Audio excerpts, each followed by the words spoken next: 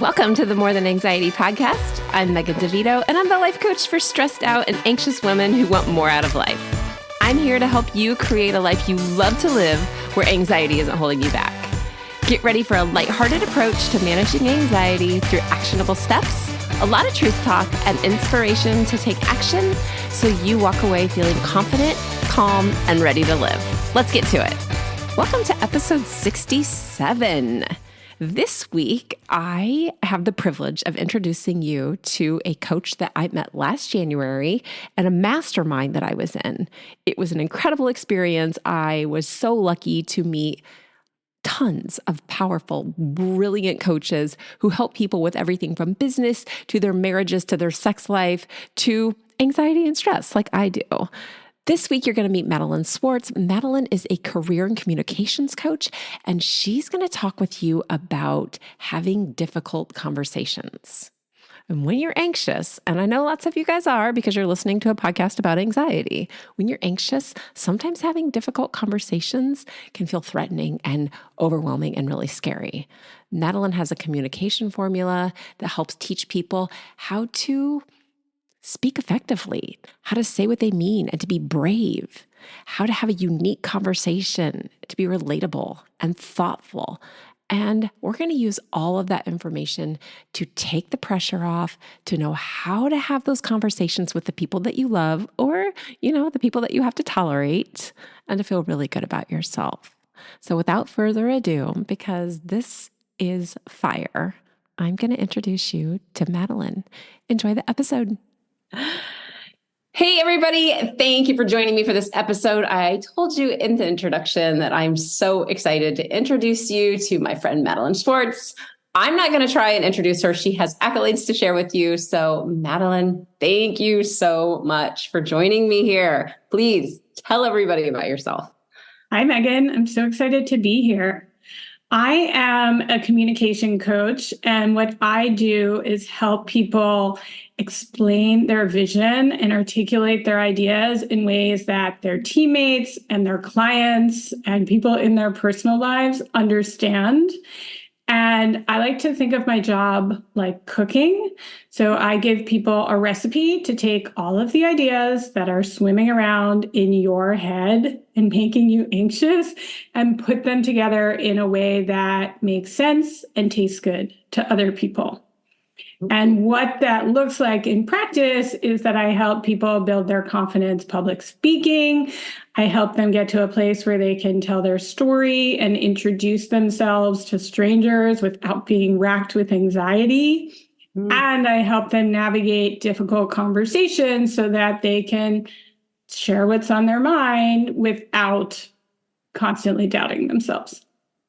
This is so good. I think you've nailed everybody that listens to this podcast. It's always about anxiety and stress. And you and I both know it always goes back to what we're thinking about ourselves. But that ability to be able to communicate what we're thinking sometimes gets very garbled up in all of those anxious thoughts. So let's see. Tell me, when you say I work with a lot of people and I tell them how to talk with people, maybe in a corporate setting or just anybody they're trying to communicate with, what do you notice? I know what I notice with the people who I might coach or who might be listening to this podcast, but what do you notice is a common theme for all of these people? Yeah, I think people brace for the worst.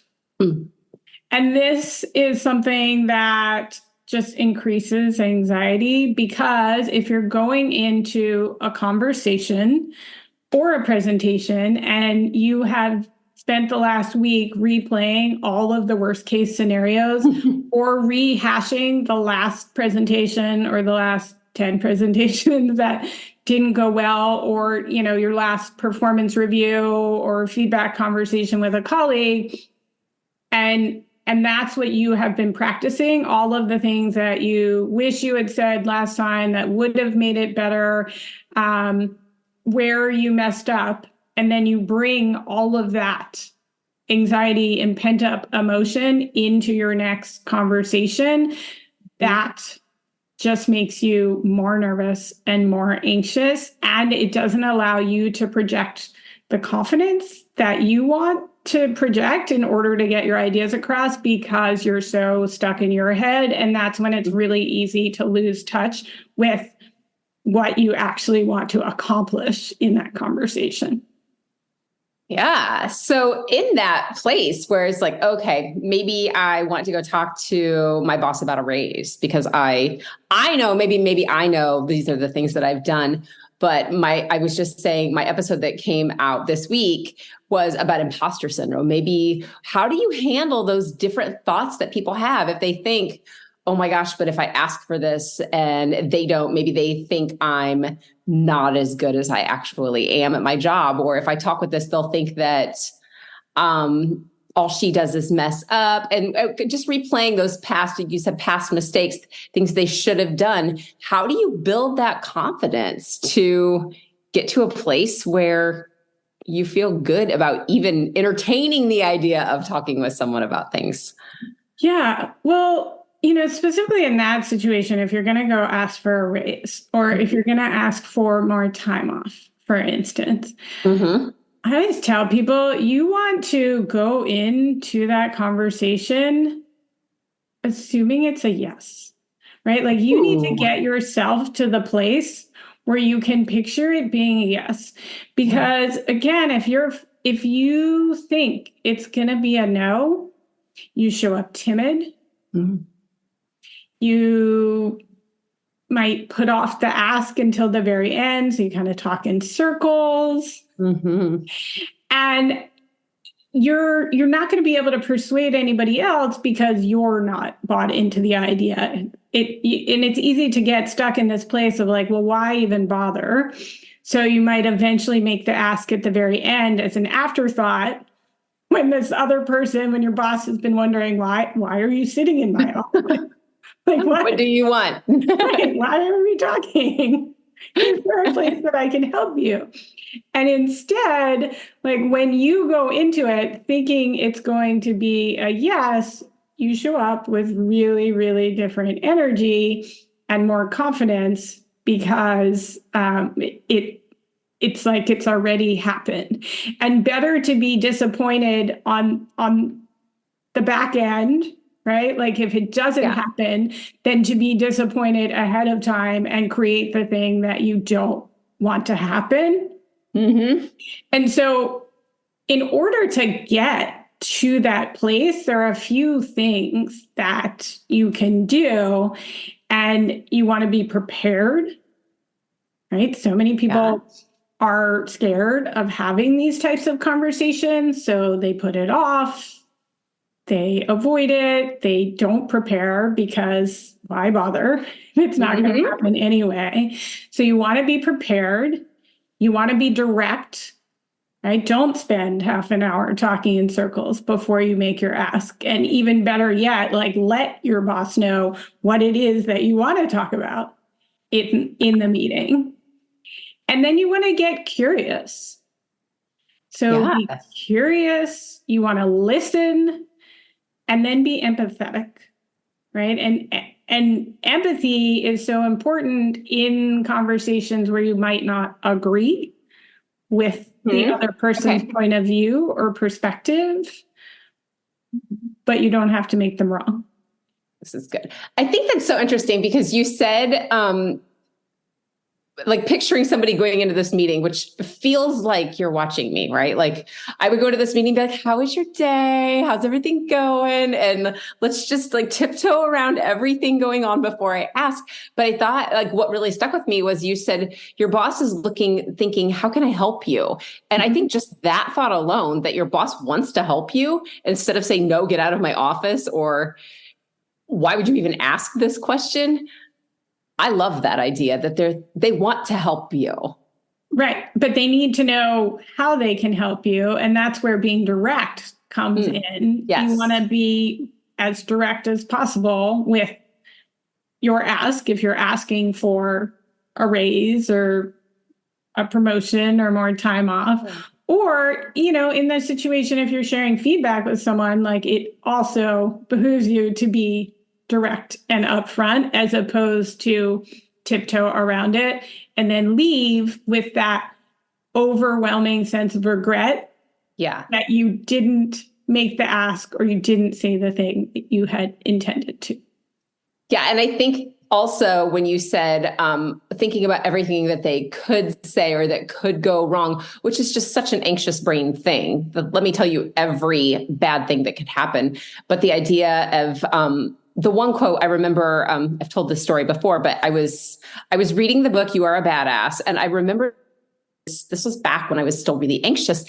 And one of the quotes that stuck with me, it was just like it hit me like a truck, was anxiety is worry or wishing for what you don't want. Or even even the idea of just, let me go ahead and worry in advance just to be sure I've got it all taken care of, that I can worry myself ahead of time. But I love the idea of why waste that time worrying? So how do you get people to a place where they are going in feeling like I can go in and just say what I mean, as opposed to feeling like I need to butter someone up or I need to prepare them because I'm about to ask for this earth-shattering extra couple days off or something like that, what they want? Like, how do they get to that place? Yeah, well, when I work with people, I always focus on three things. I call it the communication triad, and it's message, mindset, and delivery. Mm-hmm. So I help people get really clear on what it is that they want to communicate in a meeting.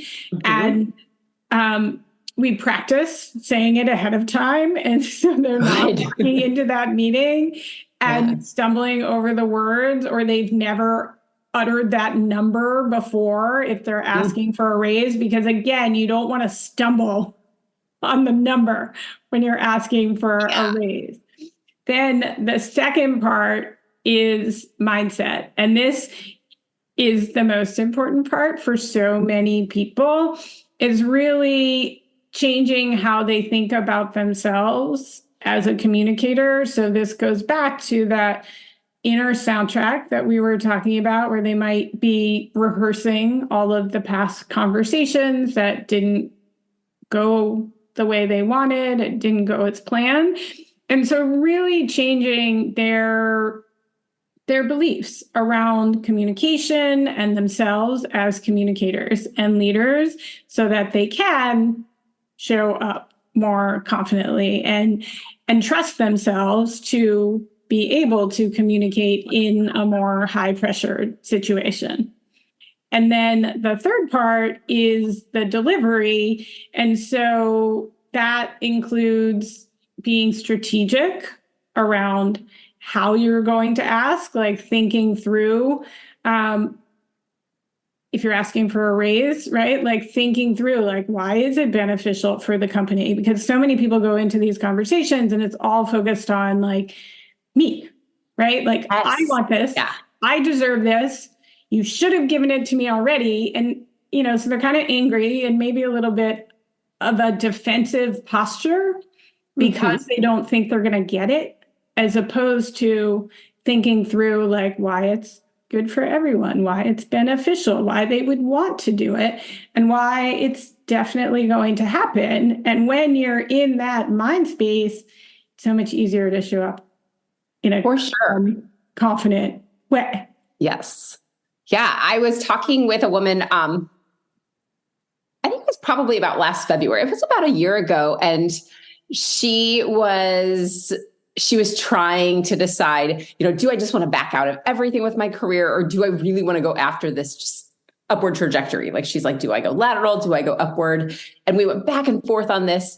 And, one of the things that she's like, I know exactly what needs to happen.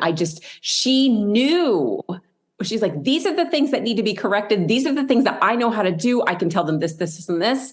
And I said, well, have you told anyone that? And she's like, well, no. And I said, well, how would that be good for them to know that, but I love that idea that what do you bring? So often when we go into meetings, I think when we're asking for somebody, if we're trying to communicate something that we'd like to have, I would like to have time off. I would like to have a little bit like a raise. I would like to have whatever it is, this extra benefit, something like that.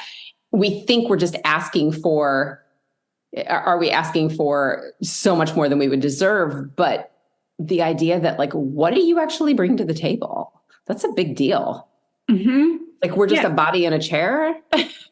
Right. And thinking through like why it's good for the company, the team, or the organization. So I was just talking with a client a week ago in preparation for a performance review. And we were going through this very exercise of she's asking for a title promotion. She's a little frustrated. She hasn't gotten it already at this point in, her being at the company, and, thinking through, okay, why would they want to do this, and sell them only on why it's good. Ooh, yeah. For the larger organization, like take all the personal stuff out of it. Just why is it good for the organization? Yeah. So what do you see when people are going, is it women in particular that you work with? Primarily women, but I do work with some men as well. Yeah. Okay. So when you see that, what is the biggest thought block that they have? When we talk about mindset shifting, what's the most common mindset that you see sneaking in that gets people to hold back or to not be direct in what they want? I think it's often worrying about offending people, upsetting someone, how it's going to affect how they see you. Yeah. So it's really a lot of worry around other people's hurt feelings. For sure. Yeah. So if I ask for this, do you notice that it's, if I ask for this, somebody's going to think something about me, or is it go more toward, if I ask for this, somebody will be like, feel something about themselves? Yeah. So actually, I think in this case, when we're talking about raises, it's more about like worrying what other people are going to think of you. Like, what if they don't give it to me and they think this is the most preposterous thing that I have ever asked for? And so it can bring up a lot of imposter thoughts, a lot of worry about like not wanting to think too highly of yourself and then have other people reveal the truth. So I think those are like the biggest things that come up in this type of scenario. In a scenario where you're giving feedback to someone, that's more where a lot of my clients worry about what other people are going to think and whether their feelings are going to be hurt. Yeah. And that's so, that kind of leads me to a question I was wondering about holding boundaries. So I know that you work with a lot of people in more corporate settings. If you have somebody that is trying to communicate maybe difficult boundaries to hold, would you offer the same advice, or what would you say to somebody that just needs to be able to say no and being able to communicate that? Would you say the same thing? Would that be different? Well, the most important thing with boundaries, and when you're worried about what other people are going to think about them, is to let other people think and feel whatever it is that they are going to think and feel about it, and not let that impact your decision and what you're going to do. So there's your boundary. There's what other people think about it. And one doesn't have to change the other. Yeah. Right. And so where we get into the really stressful situations is where we are trying to control what other people think about it and how they react to it. Right. Like that's where a lot of the spinning and the anxiety comes in, because we're like, well, I don't want them to be upset. I don't want them to think less of me. So maybe I should change my boundary or my decision, instead of just standing solid in your decision, your boundary. They get to think what they want, and you just have to, become, and you might not get to quite comfortable, but like allow them to think those things, right? Yeah. Like, they might be unhappy. They might not like it.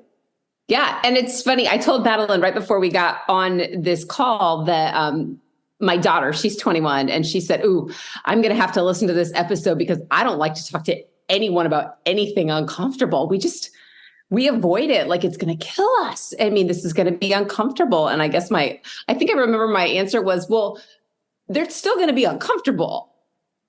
But how do you, like, when you have somebody that says, this feels very uncomfortable, like, I don't know, how do you differentiate between uncomfortable and like uncomfortable necessary and uncomfortable potentially, is this not in alignment with what you want to do or what's going there? Like, how would somebody that's listening to this episode, if they're like, I'm just uncomfortable, and people say, if I'm uncomfortable, I shouldn't be doing this if I'm uncomfortable, which makes me crazy because I'm like, no, things are going to be uncomfortable in your life. But how do you differentiate between necessary uncomfortable and all up in your head uncomfortable?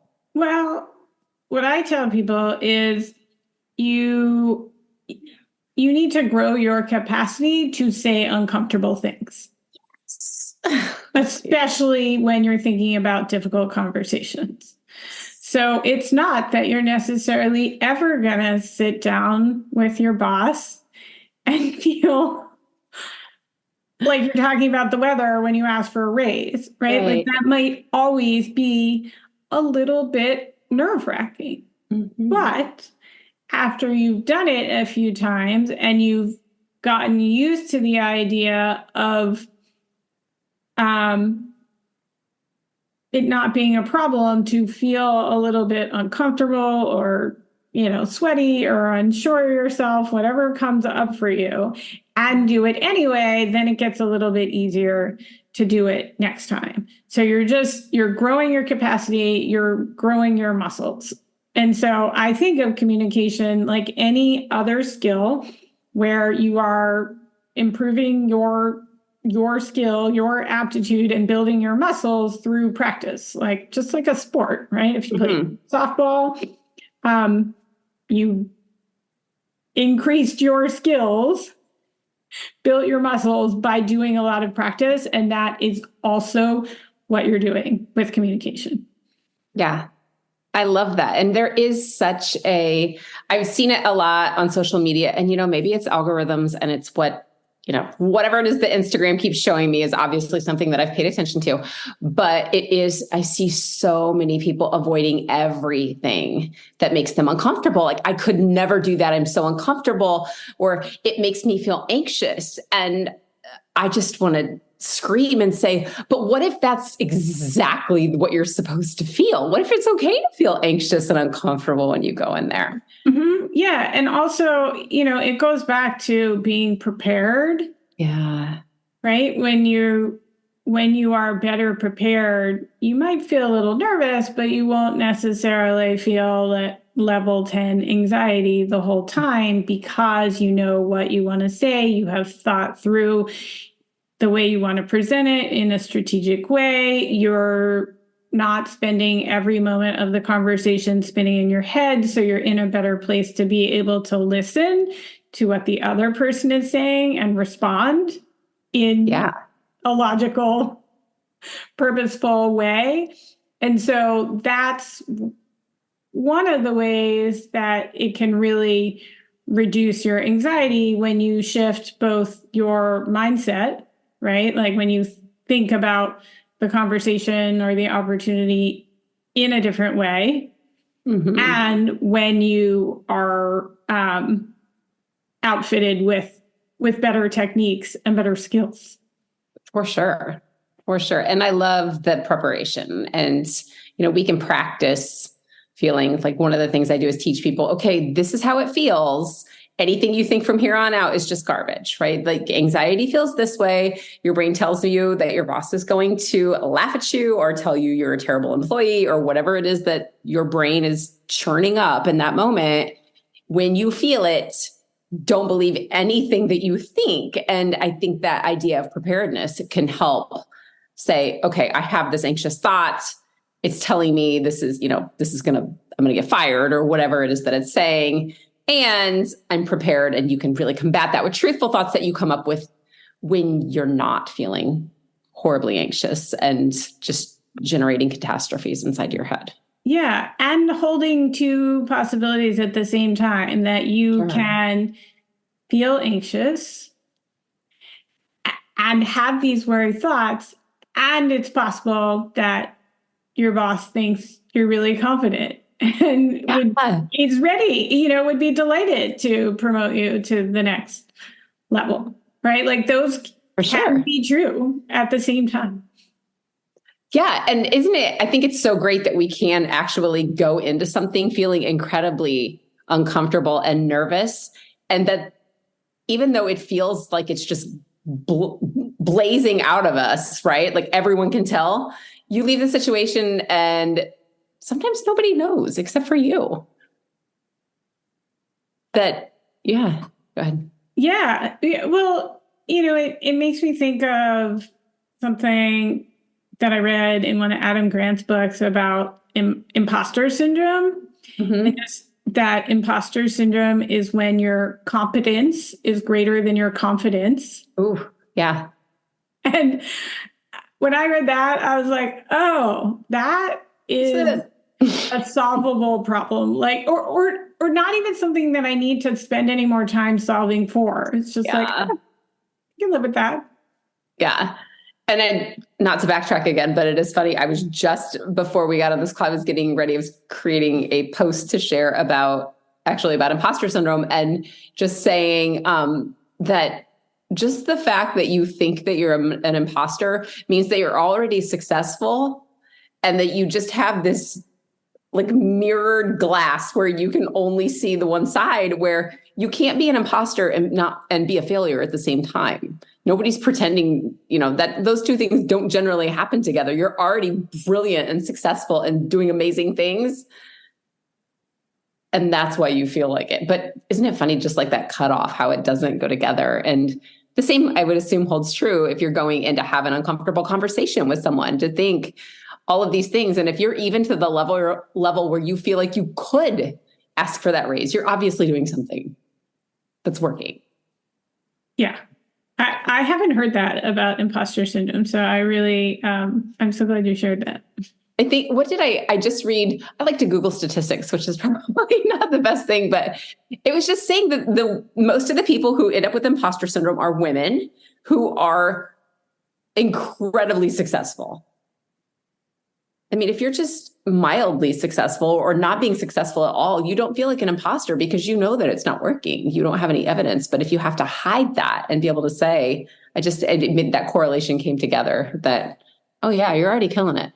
So it's just you, which goes right along with what you said, which is so fun. So good. So when people go into these meetings or questions and they're having these conversations, how do you handle when they come back from the conversation and it didn't go the way that they had hoped or anticipated? What do you do? So that's something I work on with clients, really the last part of my process. And it's to develop a mindset of experimenting and evaluating. And I really see this as the antidote to perfecting and procrastinating. Oh, yeah. And so experiment is my favorite mantra for presentations and for public speaking, because it gives you permission to do it messy, to be less than perfect. And when you think of these conversations, right? Like the conversation that you're going to have with your boss, where you're going to ask for a raise, as an experiment, that's something that you can do more than once in your career. You don't have to get it perfect on the first try, because there were going to be other opportunities. And so it just takes the pressure down a bit. Yeah. That is a good word, experiment. Mm-hmm. And then if you approach it like an experiment, at the end of an experiment, no matter how it went, you have new data. Mm-hmm. And then you just evaluate your data, right? So you take a look at, did I get what I want? If I did, like, why did that happen? Like, what did I do in order to make that happen? And if I didn't get what I wanted, if it didn't go as planned, and the conversation went totally off the rails. Why did that happen? Like, at what point did that happen? Yeah. And so spending time evaluating, and this can be the hardest part for people, especially if they tend toward perfectionism. It's really uncomfortable to sit down and look at like what went well about that conversation. You know, how could I have done things differently to influence the direction that it went? But when you do this, what it does is it makes you really hone in on what's working for you in your communication, what's not working for you in your communication. And that cuts down the amount of time you need to prepare for the next communication opportunity, whatever it is. And it teaches you how to trust yourself. So the feedback that we're often looking for, all right, sorry. That was my kiddo. I didn't hear a thing.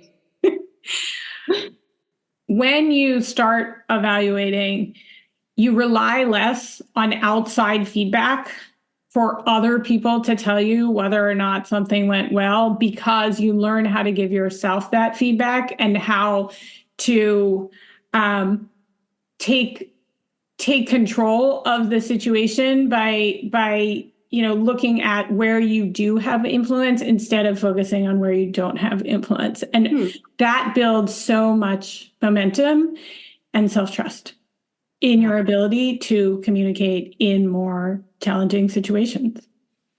Yeah. And being able to take that responsibility and say, what did I do? As opposed to what did my boss say, or what did my boss do? Or what did I, being able to say, what could I change or do differently? Right. By focusing on where your influence is, as opposed to, focusing on where you don't have influence. Right. Because, ultimately you don't get to decide whether or not you get the raise in this situation, but you can focus all of your attention, not on that decision where you don't have any control, but on how you prepare for it, how you're going to show up, how you're going to ask, how you're going to build that relationship with that person ahead of time. And that really gives you more power. Yeah. And how great that when we can just say, where do I have control? That it gives us an opportunity to say, these are the things that I know are my responsibility. I mean, it's very easy to take that and say, I don't have any control over this. I don't have any control over that. When so many times we want to control things, but we also don't want to be responsible for them. But when we can take that responsibility, it feels, the idea of, oh, now I have to be responsible can sound really daunting and scary, but what we want is control. And that's such a simple way to get it. Right. But it's also taking more responsibility for the positive outcomes and not just the negative ones. Yes. That's another thing that really builds up that trust, because instead of attributing all of the positives to other people and only attributing the negatives to yourself, this allows you to see how you affected both. Yeah. And when you get to own all of it and just say, no, this is all mine, I'm carrying all this down, because when anything good happens, if you're owning it, it was you. Like, it was a good thing that you did. And being able just to say, oh, I do have some control, when there are a lot of things we don't have control over, but just being able or open enough to accept that. That's a big step. And it's so good. I'm glad that you mentioned that, because that's a big thing. We want control, but responsibility, sometimes we don't want that. So it's all totally different. Yeah. Yeah. Right. And so when you are clear on the message, when you clean up your mindset, when you're prepared to deliver your message in a way that's going to resonate with other people because you've thought that strategy through ahead of time. And then at the end of it, when you evaluate, it gets easier and easier to do that every time, right? Because you learn what works for you, and you also learn the techniques. Or when I work with people, I teach them techniques to calm down their nerves before they go into those types of conversations. What's your favorite technique to get people to calm down before they go into that situation? Yeah. So in the moment, a physical technique that I teach people is to count backwards from 5 and to tap your fingertips together as you do it. So 5, 4, 3, 2, 1. And it changes the part of the brain that you're using. It breaks your thought loops, right? So it just allows you to break out of the thing that you're spinning on and pause long enough to then redirect your thoughts. And the sensory piece, when you tap into your senses, it's very calming. That is a fun one. I don't know that one. And now I'm going to use it because it's another one that you can do and nobody's going to be looking, right? Like you can do that, and you can do it while you're driving your car if you're driving with one hand, I suppose. But yeah, just anything people can do. I think so often we think to calm down, we have to have these huge, there's so much out there about like this somatic expression. I'm going to have to dance and I'm going to have to do this. I'm like, no. You can really just do small things. And that is such a good one. Mm-hmm. So good for presentations. And if you get asked a question in a meeting and you start to panic, you can just be doing this under the table. Like, so good. I love that. I did not know that one. Thank you. That's a good one. So how do you work with people? Where do people find you? What do they need to know? Yeah. So people can find me at my website, MadelineSchwartzCoaching.com. They can also connect with me on LinkedIn. And I work with all of my one-on-one clients for 4 months because that's the amount of time where you can take these new tools and strategies and communication templates and have a chance to implement them, evaluate them, refine them for you, and keep growing your progress and your confidence using them. And then I also do trainings for teams on topics like difficult conversations, storytelling, and public speaking. Oh, good.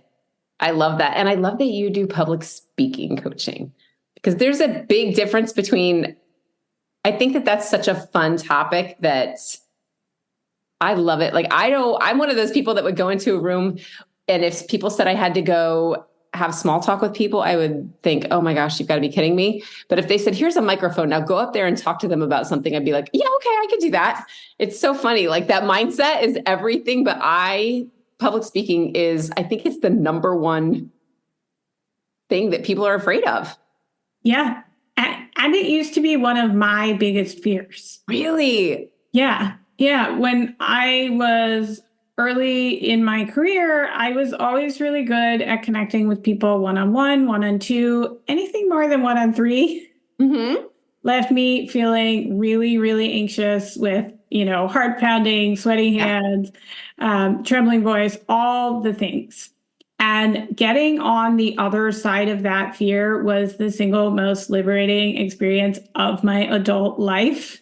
Oh. And it's why I am so passionate about helping other people get comfortable in their communication skills, because just one good presentation can change your entire career. It can change how you see yourself. It can change how you lead.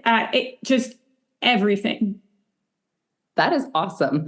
My roommate in college almost didn't graduate because she put off taking speech 101 or communications 101. She's like, I am not going to stand up in front of this class and do a presentation. I'm like, you can do this. It was at Purdue. It was just a little, like a small class. But I remember her saying, I don't know if I'm ever going to do this.